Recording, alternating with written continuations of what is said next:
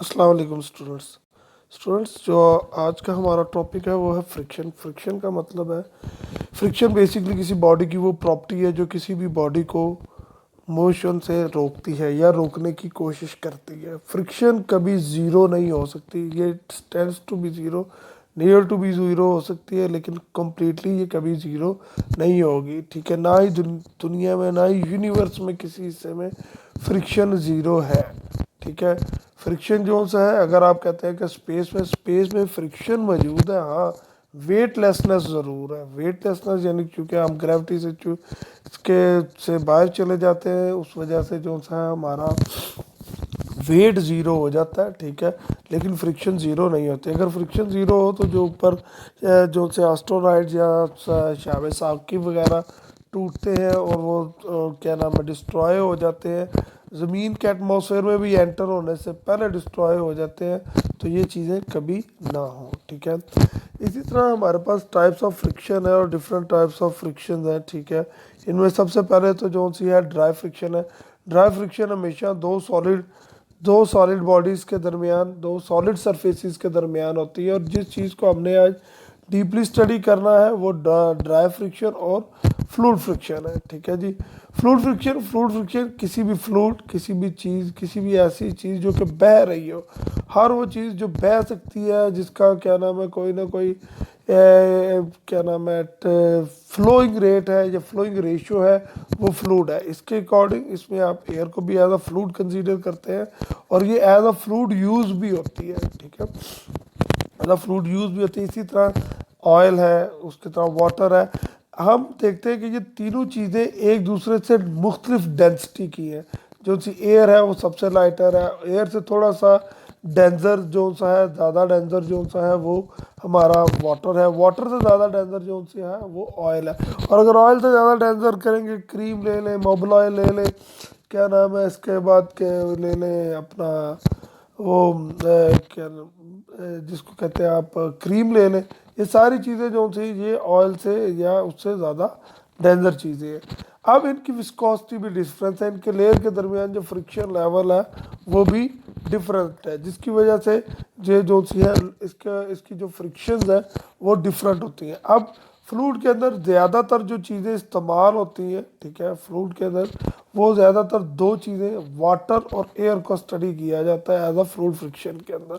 आगे चूँकि फ्रिक्शन के आगे ज़्यादा एग्जाम, चूँकि इसकी भी study waste during the passage of time जो सी है वेस्ट वेस्ट होती गई, इसको इंक्रीज करती गई, तो इस वजह से इसमें एक नई form I lubricated friction. Lubricated friction वो फ्रिक्शन है कि जो कि किसी भी बॉडी की के अंदर, किसी भी ऐसी बॉडी के अंदर जो कि हाई डेंसिटी, जिसकी विस्कोसिटी ज़्यादा हो, डेंसिटी ज़्यादा हो, ठीक है, उनके दरमियान होते हैं। जितने भी लुब्रिकेशन के मटेरियल है, लाइक ऑयल हो गया, मोबिल ऑयल हो गया, ठीक है जी।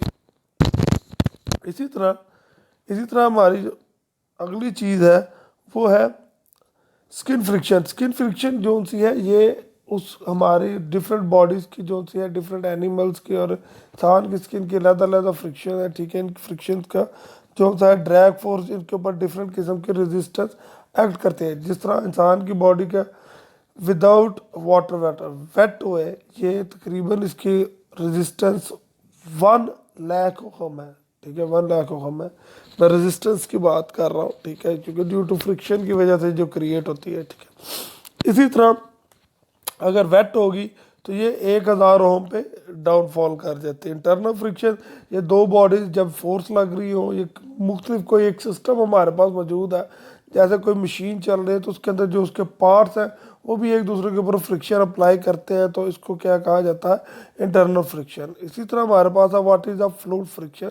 मैंने दोबारा पहले भी आपको डिटेल में बताया कि फ्लूइड फ्रिक्शन किसी भी वाटर की जो लेयर्स होंगी उनकी वजह से जो फ्रिक्शन क्रिएट होगी उसे फ्लूइड फ्रिक्शन कहा जाएगा। फ्लूइड फ्रिक्शन अमूमनली जो है उन बंदों के वो उन चीज़ों के ऊपर लगती है जो पानी में बह रही है। जिस तरह अक्सर आपने सैलाब के दिनों में लकड़ी को बहते देखा होगा। अगर कोई बंदा खुदा न खास्ता पानी में डूब जाता है या डूबने का उसे एक्सपीरियंस है, गोता लगने का एक्सपीरियंस है, लेकिन ये पानी जो है किसी रिवर का हो, किसी पूल का हो, तो उसको वो इस चीज़ को एक्सपीरियंस कर सकता है, ठीक है, उसको इस चीज़ का एक्सपीरियंस हुआ भी होगा, ठीक है, ड्यू टू वाटर। और इसी तरह अगर आप वाटरफॉल्स के ऊपर या नदी नालों पे नहाने के लिए जाते हैं, ठीक है, गर्मी में जैसा कि अमूमन होता है यहाँ पे, तो वहाँ पे भी आप जिस वक्त वाटर के अंदर, पानी के अंदर घुसते हैं, पानी के अंदर आप देखेंगे कि जिस वक्त आप चलने की कोशिश करते हैं पानी के अंदर,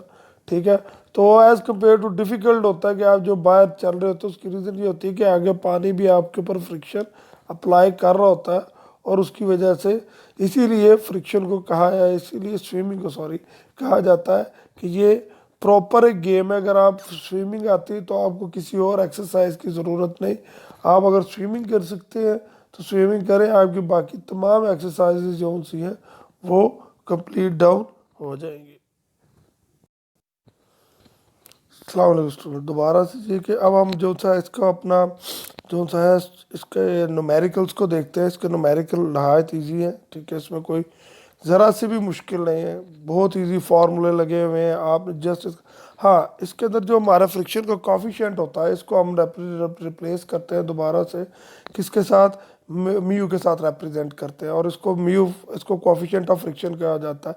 कॉफिशिएंट ऑफ फ्रिक्शन क्या है कि दो स्लाइडिंग सरफेस के दरमियान या दो वेट सरफेस के दरमियान जो सा है वो मैक्सिमम कितनी फ्रिक्शन लग सकती है, उसे कॉफिशिएंट ऑफ फ्रिक्शन कहा जाता है। कहता है जैसे हमारा फर्स्ट न्यूमेरिकल है, वो कहता है 10 kg rubber block sliding on a concrete floor, जहाँ पे कॉफिशिएंट ऑफ फ्रिक्शन है 0.65। तो एफ जो सा हो गया, ये किसके ऊपर हो गया, म्यू एफ के ऊपर हो गया।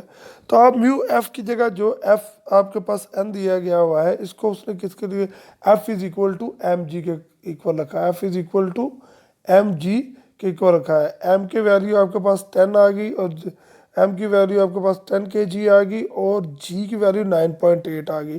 तो हमने अगर एफ इज इक्वल टू, इसी तरह अगर हम इस पूरे फार्मूले को कंप्लीट करें तो वो बनता है F K is equal to mu M G, ठीक है। तो उसके अकॉर्डिंग जिस वक्त हमने इसके अंदर वैल्यू रखी, म्यू की वैल्यू 0.65, एम की वैल्यू 10 kg और जी की वैल्यू 9.8, तो उसको मल्टीप्लाई किया 637 न्यूटन आ गया। इसी तरह नीचे वाला हमारा न्यूमेरिकल है, उसके अंदर सिर्फ वैल्यू चेंज है किसकी, मैथ्स की।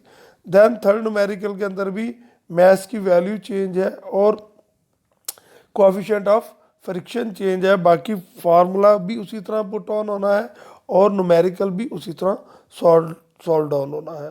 सो अब हम आगे आते हैं, हमारा थोड़ा सा ज़रा लेंथी न्यूमेरिकल है, लेंथी न्यूमेरिकल भी है और थोड़ा सा इजी न्यूमेरिकल भी है, इस लिहाज से कि इसमें आपको दो फार्मूले लगेंगे। फर्स्ट ऑफ ऑल इसमें first equation of motion use की जाएगी, third equation of motion use की गई है, ठीक है जी।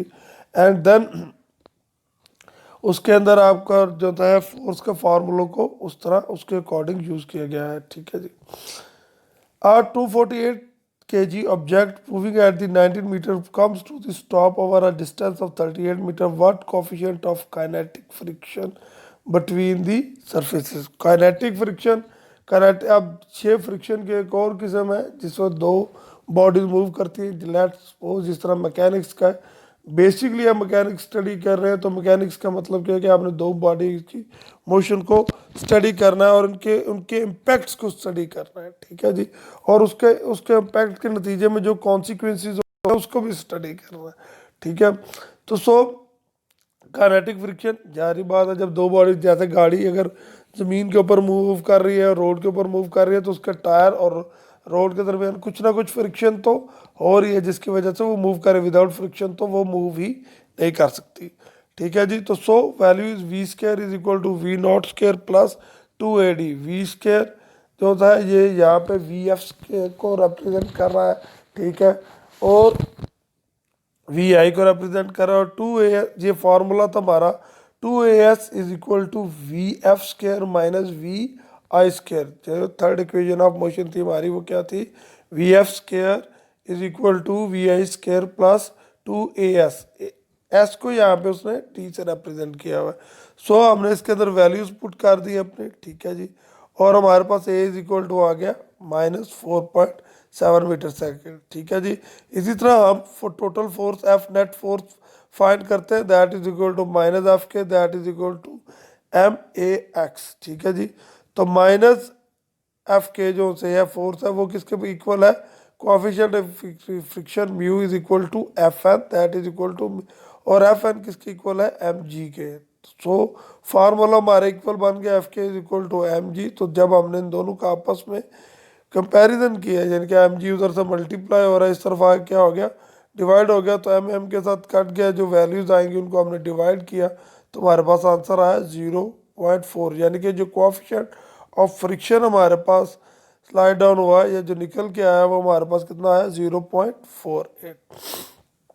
सो अगले न्यूमेरिकल के अंदर दोबारा वहाँ पे K3 काइनेटिक K3 लिखा हुआ था, आपने पहले न्यूमेरिकल के शुरू में देखा, तो ठीक है।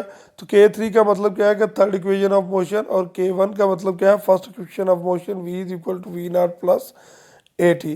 तो सो वो हमने न्यूमेरिकली पढ़ी हुई है, वो पढ़ी हुई है V F is equal to V I plus A T, ठीक है।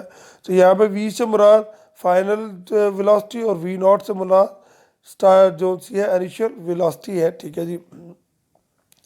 हमने इसमें चूंकि एक्सेलरेशन फाइंड करना है, वैल्यू फाइंड निकाल फार्मूले के अंदर निकालेंगे हम, तो ए इज इक्वल टू -10 मीटर पर -1 मीटर पर सेकेंड स्क्वायर आपके पास आ जाएगा, ठीक है जी।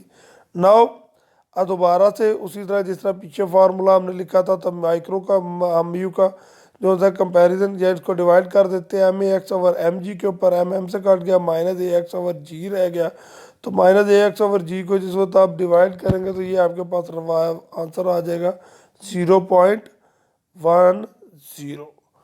सो नेक्स्ट पे आए, थर्ड न्यूमेरिकल है, ठीक है जी। A force of 36 newton accelerate is 6 kg block at 7 metre per second square along a horizontal surface, F is equal to 36 newton, ठीक है जी। F accelerate F is equal to M में, ठीक है, 36 न्यूटन, और साथ में आप इसके अंदर से माइनस कर दिया हमने एफ के को, ठीक है जी। तो एम में 36 न्यूटन, और ये दोनों वैल्यूज, क्योंकि दो फोर्सेस हैं और दोनों फोर्सेस का आपस में कंपैरिजन हो गया, दोनों की वैल्यूज आपस में कंपेयर होगी, ठीक है जी। 36 newton minus L is equal to M A, ठीक है जी। तो 36 newton minus F A is equal to 6 point, उनको मल्टीप्लाई कर लिया आपने, ठीक है। 36 minus F K is equal to 42 newton, तो 36 को जिस वक्त हम उस साइड पे लेके जाएंगे, ठीक है जी, तो minus F K is equal to 6 Newton, और दोबारा हम इसको फार्मूले में लगाते हैं, F K is equal to mu F N, तो एफ एन ऑलरेडी हमें उसने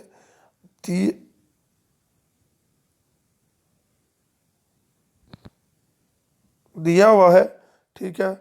उसको हम जो सा है जिसको रिप्रेजेंट करेंगे वो आएगा F K is equal to mu K is equal to mu not 69 over 58.8, that is equal to 0.10 Newton.